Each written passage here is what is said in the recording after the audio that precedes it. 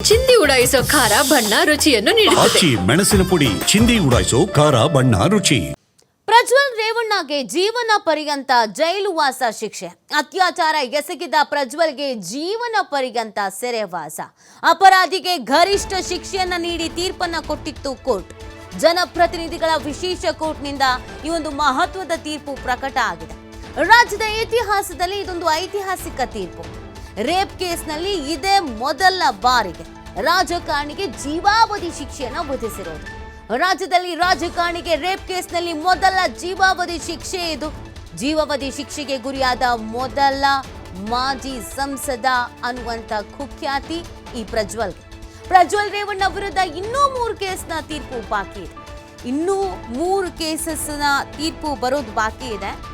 4 ಪ್ರಕರಣಗಳು ಈತನ ಮೇಲೆ ದಾಖಲಾಗಿರೋದು. ಅದರಲ್ಲಿ 1 ಪ್ರಕರಣದ ತೀರ್ಪು ನಿನ್ನೆ ಪ್ರಕಟವಾಗಿದೆ. ಆ ತೀರ್ಪು ಸಹಜವಾಗಿಯೇ ಮಹತ್ವವನ್ನ ಪಡ್ಕೊಂಡಿರುವಂಥದ್ದು. ಯಾಕಂದ್ರೆ ರಾಜ್ಯದ ಇತಿಹಾಸದಲ್ಲೇ ಮೊಟ್ಟ ಮೊದಲ ಬಾರಿಗೆ ಒಬ್ಬ ರಾಜಕಾರಣಿಗೆ ಜೀವಾವಧಿ ಶಿಕ್ಷೆ ವಿಧಿಸಿರುವಂಥದ್ದು. ಜೀವಾವಧಿ ಶಿಕ್ಷೆ ಅಂತ ಮಹತ್ವದ ಆದೇಶವನ್ನು ಹೊರಡಿಸಿರೋದು. ಅದರಲ್ಲೂ ರೇಪಿಸ್ಟ್ ಅನ್ನುವಂಥ ಪಟ್ಟ ಬಂದಿರುವಂಥದ್ದು, ಆ ಕುಖ್ಯಾತಿಯನ್ನು ಪಡ್ಕೊಂಡಿರೋದು ಇದೇ ಮೊದಲ ವ್ಯಕ್ತಿ. ಸಂಸದನಾಗಿದ್ದಾತ ಒಳ್ಳೆ ವರ್ಚಸ್ಸನ್ನು ಉಳಿಸ್ಕೊಂಡು ಹೋಗಬೇಕಾಗಿದ್ದಂಥ ಈತ ತನ್ನ ಯೋಗ್ಯತೆಗೇನು ಅನ್ನೋದನ್ನು ಪ್ರದರ್ಶನ ಮಾಡಿಬಿಟ್ಟ. ಈ ಕಾರಣಕ್ಕಾಗಿಯೇ ತನಿಖೆ ಎಲ್ಲ ನಡೀತು.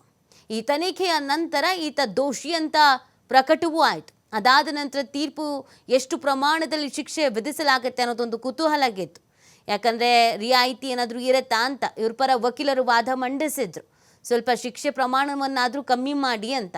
ಆದರೆ ಗರಿಷ್ಠ ಶಿಕ್ಷೆ ಇಂಥ ಪ್ರಕರಣಗಳಲ್ಲಿ ಯಾವ ಥರದ ತೀರ್ಪು ಪ್ರಕಟ ಆಗಬಹುದೋ ಅದೇ ಥರದ ತೀರ್ಪು ಇರೋದ್ರಲ್ಲಿ ಗರಿಷ್ಠ ಶಿಕ್ಷೆ ಯಾವುದು ಅಂತಂದರೆ ಅದು ಜೀವಾವಧಿ ಶಿಕ್ಷೆ. ಜೀವನ ಪರ್ಯಂತ ತನ್ನ ಕೊನೆ ಉಸಿರು ಇರೋವರೆಗೂ, ಪ್ರಾಣ ಹೋಗೋವರೆಗೂ ಸೆರೆವಾಸವನ್ನು ಅನುಭವಿಸಬೇಕಾದಂಥ ಒಂದು ಶಿಕ್ಷೆ. ಈ ಜೀವಾವಧಿ ಶಿಕ್ಷೆಯನ್ನು ಈತನಿಗೆ ನೀಡಲಾಗಿದೆ. ಇನ್ನೂ 3 ಕೇಸ್ ಬಾಕಿ ಇದೆ. ಆ 3 ಕೇಸಲ್ಲಿ ಯಾವ ರೀತಿಯಾದಂಥ ತೀರ್ಪು ಪ್ರಕಟ ಆಗುತ್ತೆ ಅನ್ನೋದು ಕೂಡ ಪ್ರಶ್ನೆ ಇದೆ. ಎಲ್ಲ ಕೇಸ್ನಲ್ಲೂ ದೋಷಿ ಅನ್ನೋದು ಒಂದು ಕಡೆ ಆದರೆ ಇನ್ನೊಂದು ಕಡೆಯಲ್ಲಿ ತೀರ್ಪುಗಳು ಬಾಕಿ ಉಳ್ಕೊಂಡಿದೆ.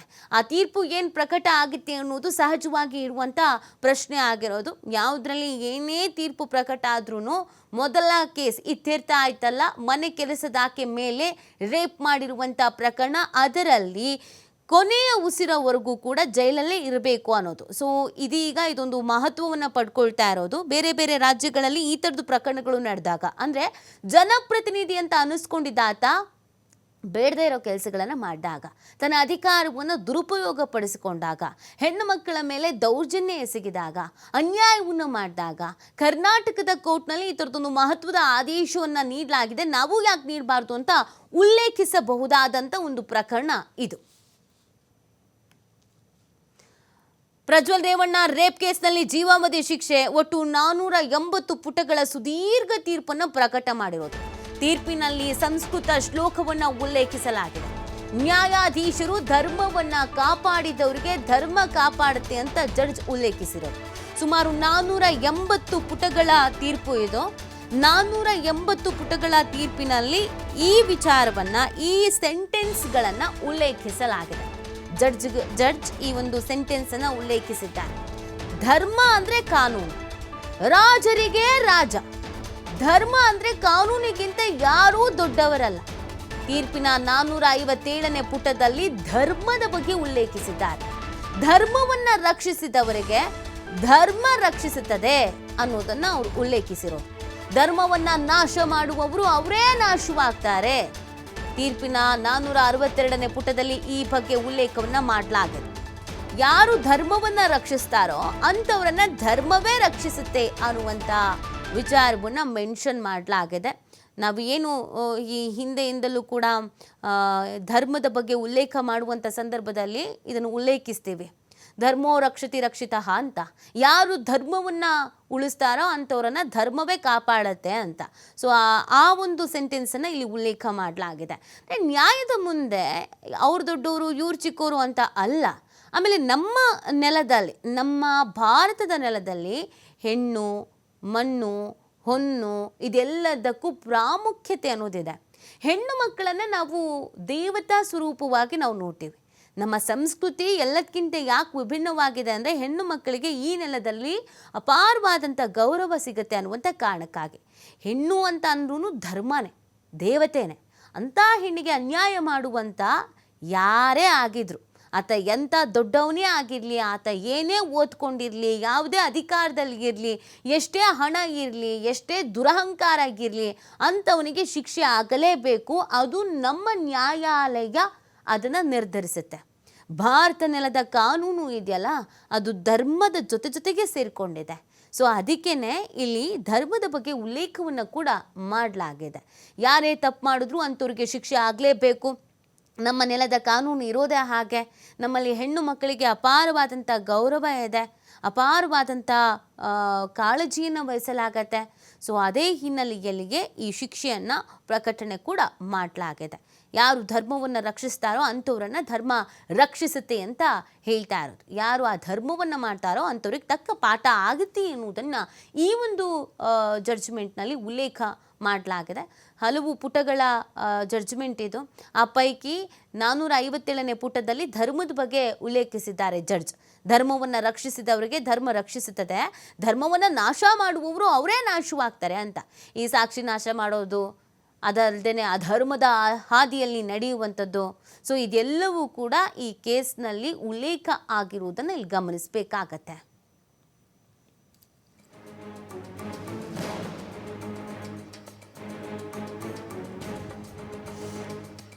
ನೋಡಿ, ಈ ಪ್ರಕರಣ ರಾಜ್ಯದಾದ್ಯಂತ ಮಾತ್ರ ಚರ್ಚೆ ಆಗದೇನೆ ರಾಷ್ಟ್ರವ್ಯಾಪಿ ದೇಶದಾದ್ಯಂತ ಚರ್ಚೆ ಆಗಿದ್ದಂಥ ಪ್ರಕರಣ.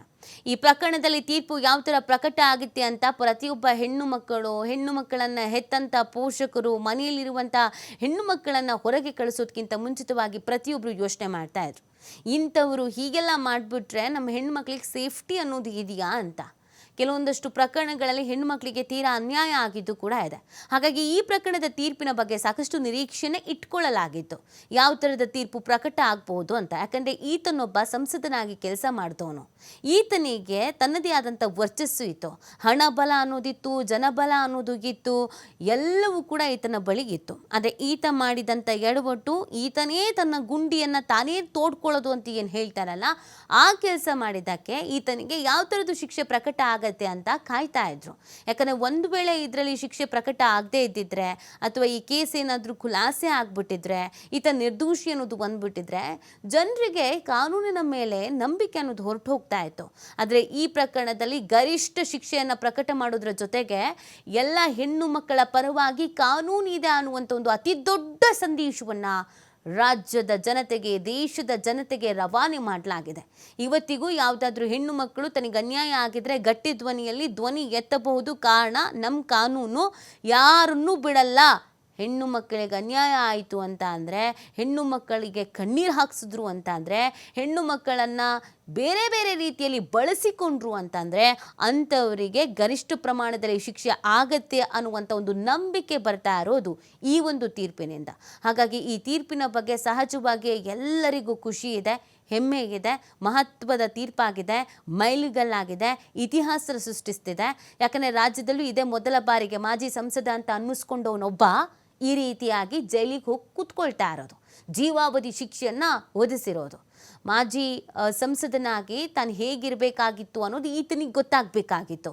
ಈತನೇ ಹೇಳ್ಕೊಳ್ಳೋ ಹಾಗೆ ತಾನೊಬ್ಬ ಮೆಕ್ಯಾನಿಕಲ್ ಇಂಜಿನಿಯರ್, ಅಂದರೆ ಅತಿ ಬುದ್ಧಿವಂತ, ಚೆನ್ನಾಗಿ ಓದ್ಕೊಂಡಿರೋ ವಿದ್ಯಾವಂತ, ಒಳ್ಳೆ ಫ್ಯಾಮಿಲಿಯಿಂದ ಬಂದಂಥ ವ್ಯಕ್ತಿ ಅಂತ ಕರೆಸ್ಕೊಳ್ತಾ ಇದ್ದವನ ನಿಜವಾದ ಮುಖವಾಡ ಕಳಿಸಿ ಬಿದ್ದಿರೋದು. ಪ್ರಜ್ವಲ್ ರೇವಣ್ಣಗೆ ರೇಪ್ ಕೇಸ್ನಲ್ಲಿ ಜೀವಾವಧಿ ಶಿಕ್ಷೆ, ಕೋರ್ಟ್ ತೀರ್ಪಿನಲ್ಲಿ ಸಂಸ್ಕೃತ ಶ್ಲೋಕದ ಉಲ್ಲೇಖ, ಯತ್ರ ನಾರ್ಯಸ್ತು ಪೂಜಂತೆ ರಮಂತೆ ರಥ ದೇವತಃ, ಈ ಒಂದು ಶ್ಲೋಕವನ್ನು ಉಲ್ಲೇಖ ಮಾಡಲಾಗಿದೆ. ಹಾಗೇನೆ ಯತ್ರೈತಾಸ್ತು ನ ಪೂಜಂತೆ ಸರ್ವಾಸ್ತ್ರ ಫಲಾಹ ಕ್ರಿಯಃ, ಸಂಸ್ಕೃತ ಶ್ಲೋಕವನ್ನು ಉಲ್ಲೇಖಿಸಿ ತೀರ್ಪನ್ನು ಪ್ರಕಟಿಸಿದ್ದಾರೆ ಜಡ್ಜ್. ತೀರ್ಪಿನ ಮೊದಲ ಪುಟದಲ್ಲೇ ಸಂಸ್ಕೃತ ಶ್ಲೋಕದ ಉಲ್ಲೇಖವನ್ನು ಮಾಡಲಾಗಿದೆ. ಕೋರ್ಟಿನ ಈ ತೀರ್ಪಿನಲ್ಲಿ ಸಂಸ್ಕೃತ ಶ್ಲೋಕವನ್ನು ಉಲ್ಲೇಖ ಮಾಡಲಾಗಿರುವಂಥದ್ದು. ಎಲ್ಲಿ ಮಹಿಳೆಯರಿಗೆ ಗೌರವ ಸಿಗತ್ತೋ ಅಲ್ಲಿ ದೇವರು ಒಲಿತಾನೆ ಅನ್ನೋದನ್ನು ಹೇಳಲಾಗತ್ತೆ. ಅಂದರೆ ಹೆಣ್ಣು ಮಕ್ಕಳಿಗೆ ಗೌರವ ಅನ್ನೋದು ಕೊಡಬೇಕು ಅನ್ನೋದು ನಮ್ಮ ಕಾನೂನಿನಲ್ಲೂ ಇದೆ, ನಮ್ಮ ಧರ್ಮದಲ್ಲೂ ಕೂಡ ಇದೆ. ನಮ್ಮ ಧರ್ಮ ಹೇಳೋದೇ ಅದನ್ನಲ್ವ. ನಮ್ಮ ಧರ್ಮ ಹೇಳೋದೇ ಹೆಣ್ಣು ಮಕ್ಕಳಿಗೆ ಗೌರವ ಕೊಡಿ ಅಂತ. ಸೊ ಅದನ್ನು ಇಲ್ಲೂ ಕೂಡ ಉಲ್ಲೇಖಿಸಲಾಗಿದೆ. ನೋಡಿ, ಭಾರತದ ಸಂಸ್ಕೃತಿ, ಭಾರತದ ಸಂಪ್ರದಾಯ ಸಂಪೂರ್ಣವಾಗಿ ನಿಂತಿರುವುದು ಹಿಂದೂ ಧರ್ಮದ ಆಧಾರದ ಮೇಲೇ. ಭಾರತ ಸನಾತನ ಧರ್ಮ ಅಂತ ಏನು ಕರೆಸ್ಕೊಳ್ಳುತ್ತೆ ಹಿಂದೂ ಧರ್ಮ, ಇದರ ಆಧಾರದ ಮೇಲೇ ಕಾನೂನಿನ ಚೌಕಟ್ಟು ಪ್ರತಿಯೊಂದು ಕೂಡ ನಿಂತಿರೋದು. ಸೊ ಆ ಕಾರಣಕ್ಕಾಗಿ ಇಲ್ಲಿ ಸಂಸ್ಕೃತದ ಶ್ಲೋಕವನ್ನು ಉಲ್ಲೇಖ ಮಾಡಲಾಗಿದೆ. ಇನ್ನು ಯಾವ್ಯಾವ ಸೆಕ್ಷನ್ನಲ್ಲಿ ಏನೇನು ಶಿಕ್ಷೆಯನ್ನು ವಿಧಿಸಲಾಗಿದೆ ಅಂತ ನಾವು ನೋಡೋದಾದರೆ, IPC ಸೆಕ್ಷನ್ 376 2K ಜೀವಾವಧಿ ಮತ್ತು 5 ಲಕ್ಷ ದಂಡ. IPC 376/2N ಜೀವಾವಧಿ 5 ಲಕ್ಷ ದಂಡ. IPC 354A 3 ವರ್ಷ ಕಠಿಣ ಜೈಲು 25,000 ದಂಡ.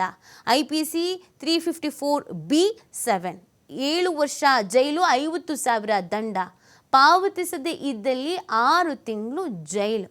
IPC 354C 3 ವರ್ಷ ಕಠಿಣ ಜೈಲು. IPC 506 2 ವರ್ಷ ಕಠಿಣ ಜೈಲು 10,000 ದಂಡ. IPC 201 3 ವರ್ಷ ಕಠಿಣ ಜೈಲು 25,000